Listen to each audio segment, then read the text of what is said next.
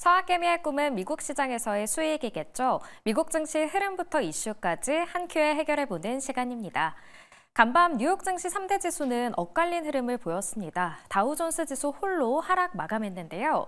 이 경기 민감 업종들이 부진한 흐름을 보이면서 0.29% 하락했고요. 그래도 기술주들은 강세를 보였습니다. 기술주가 강세를 보이면서 나스닥 지수는 상승 마감했는데요. 0.97% 오른 19,403선에 장을 마쳤습니다. S&P 500 지수 역시 상승했습니다. S&P 500은 0.24% 올랐고요. 6,047선을 보였습니다. 그렇다면 미국 현지에서는 현재 어떤 이슈가 핫하게 떠오르고 있을까요? 미국 증시 전문 유튜버 유선남님과 함께 이야기 나눠보도록 하겠습니다. 안녕하세요. 오늘 주목해야 하는 일정은 무엇인지 궁금하고요. 또 어제 발표된 제조업 지수 결과도 궁금합니다. 네, 일단 오늘 같은 경우는요, 미국 졸트 구인이직 보고서가 발표가 될 예정입니다. 여태까지 나오게 될 직원 수가 이직하는 사람 대비 얼마만큼 사람들이 직장을 찾았는지까지 여러 가지 지표들이 나오게 되는 날이고요. 그리고 어저께 기준으로는 ISM 제조업 지수와 제조업 지수가 나왔습니다. 이 두 가지는 다른 지수인데요. 양쪽 다 예상치를 넘는 수치가 나왔습니다. 제조업 구매 관리자 지수는 49.7이 나오면서 예상치였던 48.8보다 좋은 수치가 나왔고요. ISM 제조업 지수 또한 48.4가 나오면서 예상치였던 47.7보다 높지만 양쪽 다 아직까지 제조업 지수가 위축되고 있다는 지표가 나왔습니다. 다만 그럼에도 불구하고 제조업 물가 지수가 예상치를 크게 하회하게 되게 되면서 50.3으로 소폭 상승하는 수치만 나왔기 때문에 연준 쪽에서는 만족할 만한 지수다라고 얘기를 할 수 있을 것 같고요. 그러고 나서는 어저께 기준으로 연준 월러 이사의 연설이 있었는데 12월 인하에 찬성한다라는 말이 나오면서 금리가 전체적으로 안정되는데 전체적으로 영향을 줬다라는 평가가 있습니다. 그럼에도 불구하고 아직까지 확정되지 않았다라고 얘기를 하면서 마무리를 지었다까지가 어제와 오늘 중요한 간단한 거시경제적 뉴스 전달해드렸습니다. 네, 지난주 미국의 추수감사절에 이어서 월요일에는 사이버 먼데이가 있었는데요. 이 사이버 위크 동안 총 지출액이 전년보다 더 증가했다고 하죠. 네, 맞습니다. 현재 기준으로 어도비 쪽에서 조사한 기록에 따르면 사이버 먼데이 및 사이버 위클의 주요 지출 통계가 예상치를 좀 넘었다라는 평가가 있습니다. 사이버 먼데이 하루 동안만 135억 달러, 약 18조 9,300억 원의 지출이 있었다고 하고요. 사이버 위크 동안은 약 406억 달러에 해당하는 전년 대비 7% 증가하는 지출이 있었다고 합니다. 11월에서 12월까지는 총 온라인 매출이 2,400억 달러, 전년 대비 8.4%가 증가할 예정이다라는 평가고 있고요. 현재 어도비사 같은 경우는요, 1조 건에 해당하는 미국 소매 사이트에 대한 방문과 18개 제품 범주에 갇힌 17개에 해당하는 제품 데이터를 추적해서 이런 같은 데이터를 내놨다고 얘기를 하고요. 또한 지출 증가 요인으로는 Buy Now, Pay Later, 지금은 당장 사고 지불은 나중에 시스템을 통해서 고가 품목에 대한 구매가 증가한 것으로 보이고 있다라고 얘기가 나오면서 소비자들이 사이버 먼데이를 시즌 최고의 할인 기회로 인식하며 밤 시간대 지출 증가로 인해서 전자상거래 기록 갱신을 전망할 예정이라고 나왔고요. 또한 가장 중요했던 인기 상품 카테고리는 장난감, 보석, 의류, 스포츠용품이었고요. 또한 개인관리 제품, 가전제품, 전자제품 또한 매출이 크게 상승했다라고 얘기가 나오고 있습니다. 여기에 대해서 시장 분석 및 경제적 영향에 대해서는 금리 인하 및 인플레이션 완화가 소비자 지출에 긍정적 영향을 주었다라고 평가가 왔고 있고요. 홀리데이 시즌은 소매업체 연간 매출과 이익 창출의 중요한 시기고 이러한 시기가 전체적으로 싼 가격이다라는 인식이 나오게 되게 되면서 전체적으로 소비 지출 동향이 예상치보다 좋았다라는 평가가 나왔던 것 같습니다. 네, 이러한 조사 결과가 미국의 견고한 소비를 보여주는 것 같습니다. 간밤 슈퍼 마이크로 컴퓨터의 주가가 29% 가까이 급등했습니다.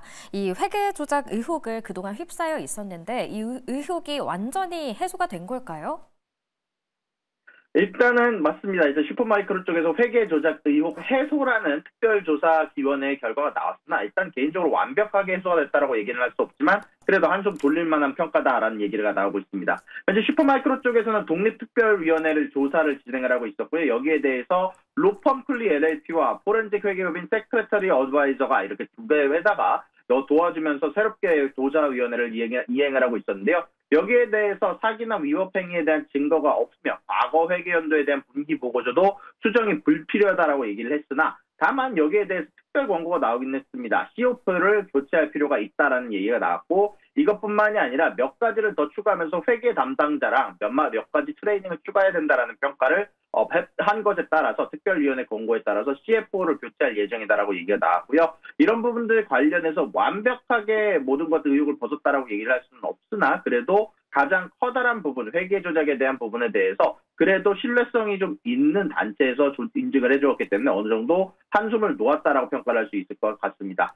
현재 향후 전망에 대해서는 AI 수혜주로서 시장 내 입지 강화 가능성에 대해서 기대를 걸고 있고요. 여기에다가 추가적으로 2월까지 거버넌스 개선 및 투명성 강화를 통해서 투자자 신뢰를 회복함과 동시에 나스닥 퇴출에 대한 부담을 덜게 될 것으로 예상이 되고 있고요. 여기에다가 전에 했던 회계 부분들을 결국 다시 수정할 필요가 없다라는 얘기가 나오자 조금 더 들어갈 시간들이 적게 걸릴 거다라는 예상이 나오게 되면서 나스닥 퇴출에 대한 부분들을 조금 부담을 덜을 수 있다는 평가가 나오고 있습니다. 네, 이 소식에 슈퍼마이크로 컴퓨터 오늘 프리마켓에서 상승세 보여주고 있습니다.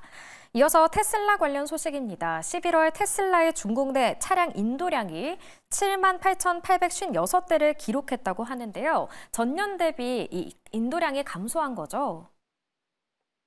네, 맞습니다. 테슬라의 11월 중국 내 인도량이 발표가 됐습니다. 전달 대비는 상승했으나 전년 대비는 감소했는데요.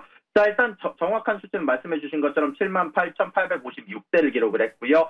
전월 대비 15.5% 증가, 전년 동기 대비 4.3%를 감소하게 되게 되면서 올해 두 번째로 전년 대비 감소 기록을 발표를 했습니다. 중국은 현재 세계 최대 EV 시장이자 테슬라의 글로벌 판매 목표 달성의 핵심 지역이다라고 평가를 받는데요. 올해 목표를 달성하기 위해선 남은 4분기 동안 기록적인 판매량이 필요하게 되게 됐습니다. 최근 들어서 BYD 등 현지 업체와의 치열한 경쟁이 이어지고 있고 연말 할인과 무이자 대출 등 여러 가지 인센티브가 경쟁 업체와 테슬라 양쪽에서 제공이 되는 만큼 현재 이런 부분들에 대한 부담감이 되고 있다는 평가가 있고요. 이런 가운데 안에서 시장 확대를 위해서 중국 신에너지 승용차 배송량이 146만 대가 나왔는데 전년 대비 51% 증가한 만큼 테슬라가 자신의 퍼센티지만 지킬 수가 있다면 좀 더 좋은 결과를 얻을 수 있을 거다라는 예상이 나오고 있는데요.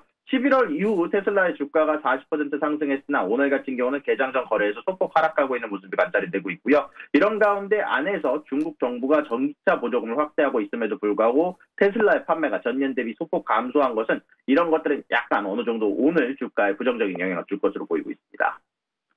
네, 마지막으로 인텔 관련 소식도 살펴보겠습니다. 반도체 왕국을 만들고자 했던 팻 겔싱어 인텔 CEO가 사임을 했습니다. 그 이유가 밝혀졌나요?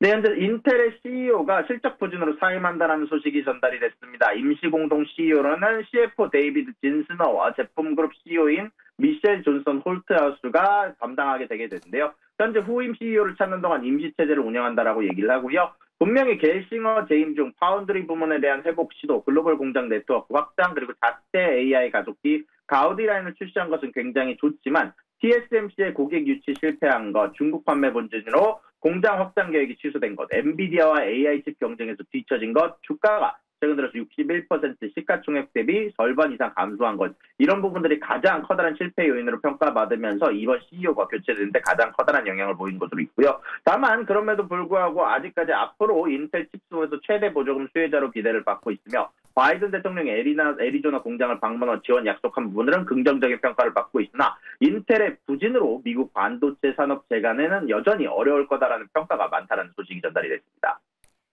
네, 오늘 말씀은 여기까지 듣겠습니다. 지금까지 미국 증시 전문 유튜버 유선남님과 함께했습니다. 수고하셨습니다.